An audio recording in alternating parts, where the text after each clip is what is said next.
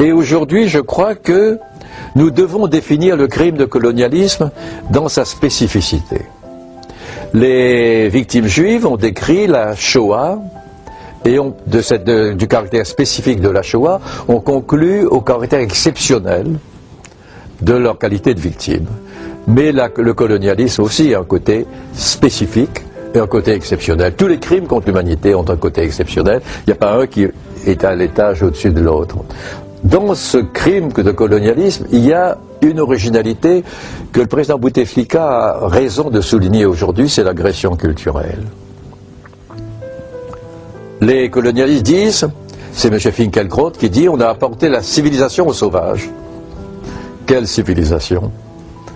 Est-ce que, si je pense par exemple à la période du XIVe siècle, quand Ibn Battuta et Ibn Khaldoun vivent dans le Maghreb, l'un précurseur des Lumières, comme psychologue, comme philosophe, l'autre immense géographe.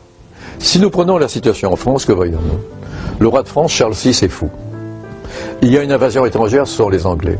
S'ajoute une guerre civile entre Armagnac et Bourguignon. Il y a la peste noire. Les routes sont infestées par ceux que leur nom désigne déjà, les écorcheurs. Bon. Où est la civilisation à ce moment-là, de quel côté? C'est pas parce que l'Europe a acquis à un moment une avance technique qu'elle peut proclamer que les autres n'étaient pas civilisés et qu'elle seule est civilisée. Vous avez, M. Klarsfeld, dit, on leur a apporté la culture. On n'a pas apporté la culture, on a nié la culture locale. Bon. Et dans la colonisation, la religion locale est devenue une superstition. La culture locale est devenue du folklore. La langue locale a été traitée comme un patois. Et c'est sur ce cimetière culturel que les autres essayent d'imposer leur culture et leur tradition dans les rues des pays colonisés. Les rues portent des noms de personnages qui ne correspondent pas du tout à l'histoire du pays, qui sont incompréhensibles pour les gens du pays. On nous dira aussi, on a construit des routes et des chemins de fer, par exemple. Au procès de Barbie, j'avais demandé à un confrère du Congo d'être à mes côtés. Bemba a parlé de la construction du Congo-Océan. Il a estimé, d'après des journalistes de l'époque, le nombre de morts à 900 000.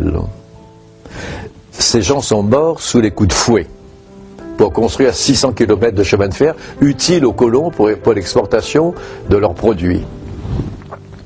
Alors quand on nous dit, on vous a laissé les chemins de fer, vous n'avez pas laissé les chemins de fer, c'est nous qui l'avons construit.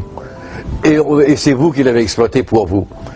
Ce chemin de fer, c'est notre œuvre. Quand on nous dit en Algérie, la Mitidja, c'est nous qui avons planté des orangers dans la Mitidja. Mais déjà, les Algériens plantaient les orangers. Et puis vous les avez chassés des zones fertiles, vous avez pris leur place. Mais ne dites pas que c'est vous qui avez pu pousser l'oranger dans la Mitidja, ou bien en Palestine, ou à Jaffa. Voilà donc, à mon avis, un travail qui est extrêmement nécessaire de souligner, parce que cette agression culturelle est aussi grave que l'agression contre la personne physique. Solzhenitsyn dit « Les Allemands et les Russes ont récupéré plus facilement après la chute du totalitarisme que les colonisés après la chute de la colonisation. » Et pourquoi? Parce que l'identité culturelle des Russes, l'identité culturelle des Allemands, sous le totalitarisme, n'était pas niée. C'était au contraire exalté, déformé, mais exalté. Tandis que dans les pays coloniaux, c'est l'identité culturelle qui est niée. Voilà.